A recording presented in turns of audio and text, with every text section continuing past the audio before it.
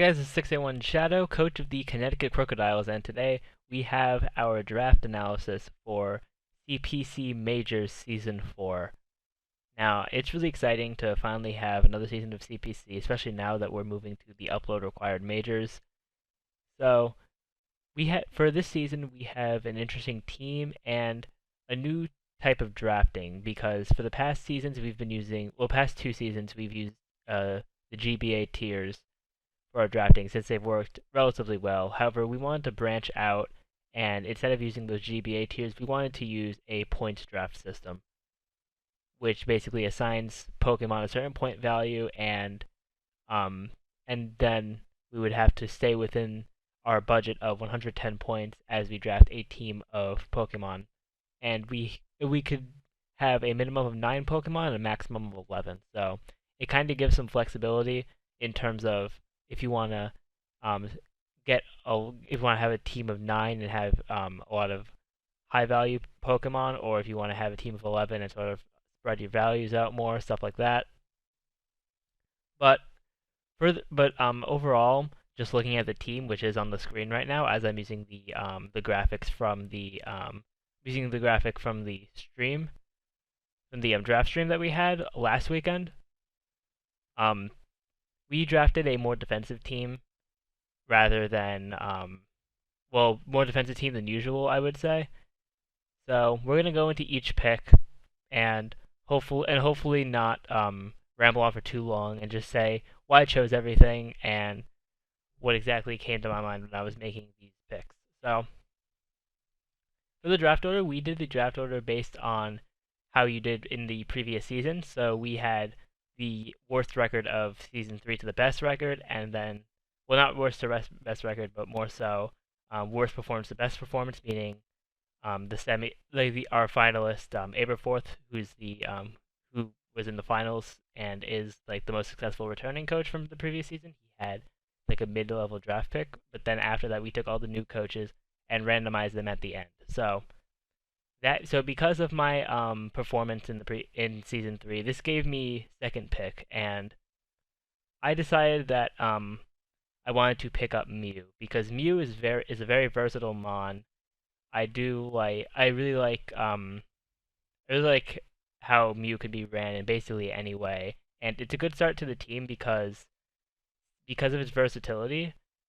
People who are seeing what you draft, they can't really predict it too much, seeing as like for example, if you draft like I don't know, like Excadrill round 1, for example, you could be like, oh, okay, they're probably going for sand and stuff like that. But I feel like Mew's a good pick because if in a league, like if you're going to draft, like if you're in the draft and you have no idea what you want your plan to be, Mew's a good pickup, so you can sort of get more time to think that through, as it's so versatile, it can fit so many roles.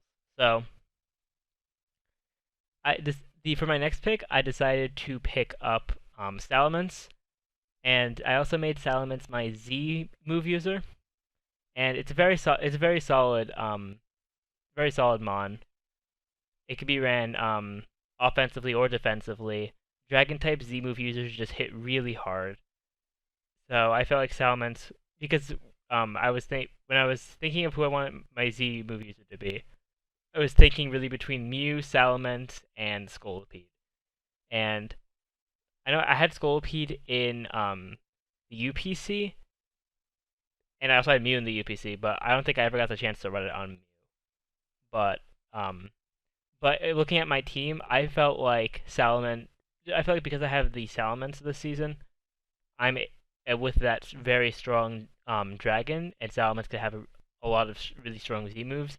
I felt like that would be more beneficial, as seeing as Mew is already versatile on its own. So, and also I wanted to start up a Fairy Dragon Steel Core with the Salamence. So then my third round pick, some people thought this was a bit of an early pick, but I want to use this. I want to try out this mon. It seems like a really cool mon.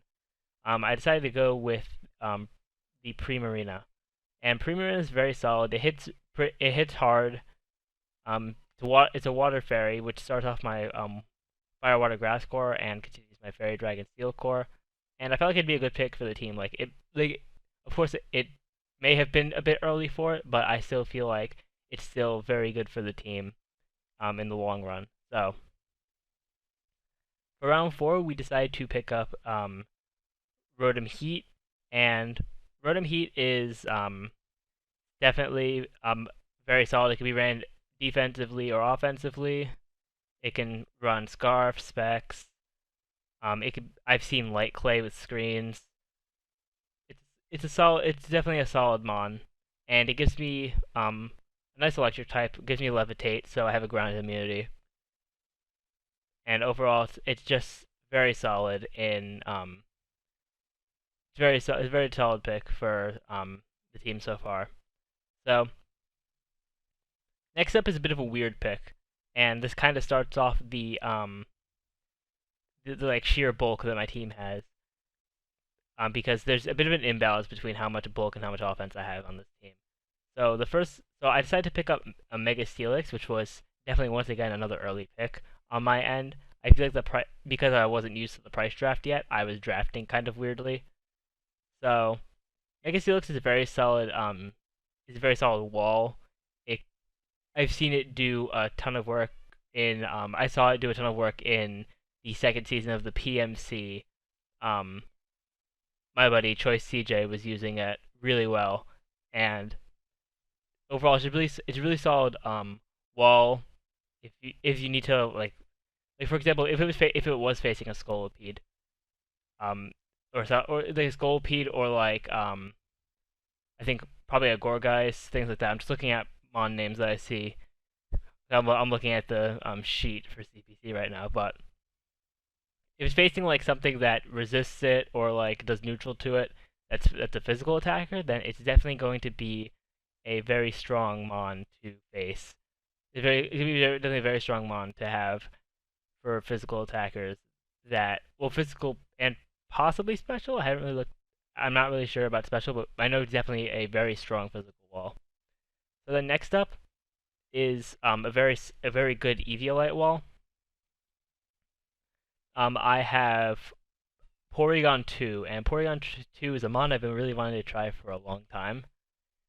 It's is definitely very solid. I faced it in the UPC against Midicus, and it's a very solid wall.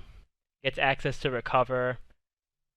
Um, Try attack can be a bit annoying, and it's just very solid. So it could be physical or special.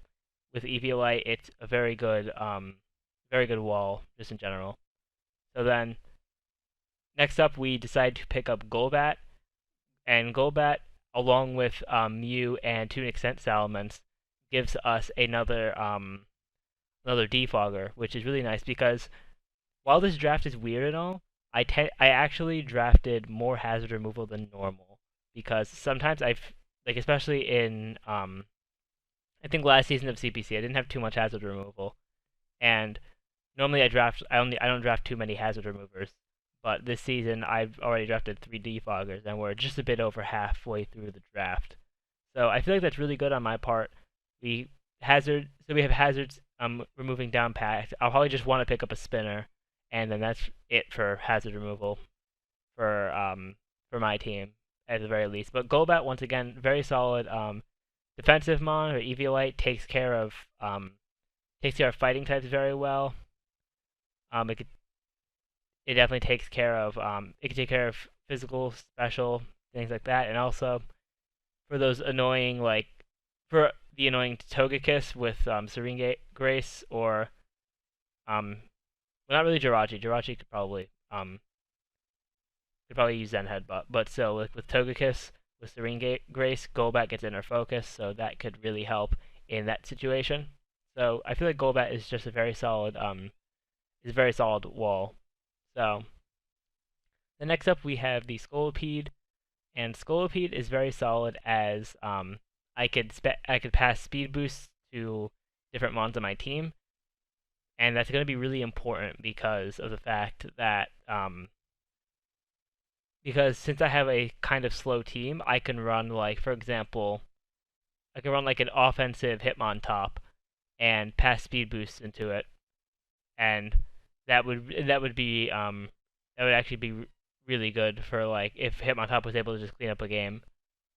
So Scolipede could be really good support, be really good in supporting my mons, but then Scolipede can also be really good in just being a very good offensive threat to a lot of teams.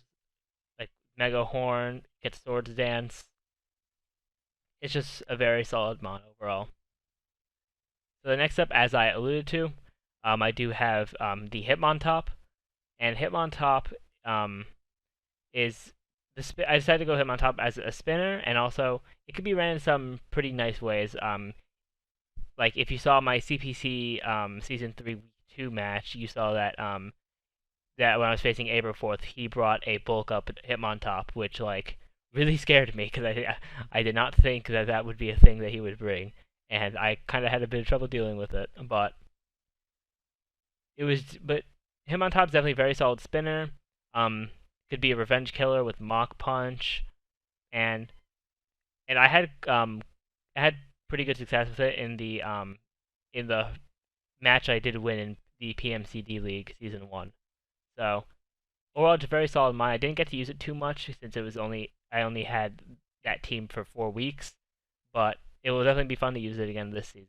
So on to my 10th pick. We decided to pick up the Scyther, and Scyther is another mon that's really interesting I've been kind of wanting to use, and it's very solid. It's definitely really good. It could be offensive. It could be offensive. It could deal with some fighting types. So fighting types aren't really much of a problem for the team as we have it here, which is really nice. And I think Scyther is going to be pretty cool to try out. And lastly, for our final pick, we decided to pick up Dusclops, which Dusclops is a very solid bulky ghost. It's definitely really good. It's gonna help again. It's gonna help against a lot of physical walls. Once again, even more of fighting types. Like I have a lot of stuff to deal with fighting types on this team, which is pretty nice because there are some solid fighting types out there. But that's it. That's really it for the team here. I wanted to keep this a bit brief because I know my draft analysis videos in the past have gone pretty long. Like my like for CBC season 3, my draft analysis was like a half an hour. But yeah, it's gonna be it for the draft analysis for week 1, which is going to be uploaded on Monday the 24th. For that battle, we will be facing off against A12 QSD, coach of the Arkham City Delibirds. So that will definitely be a fun match. So definitely you will see that match on Monday. So thank you all for watching. Remember to rate, comment, subscribe, and share this video. And I will see you all next time.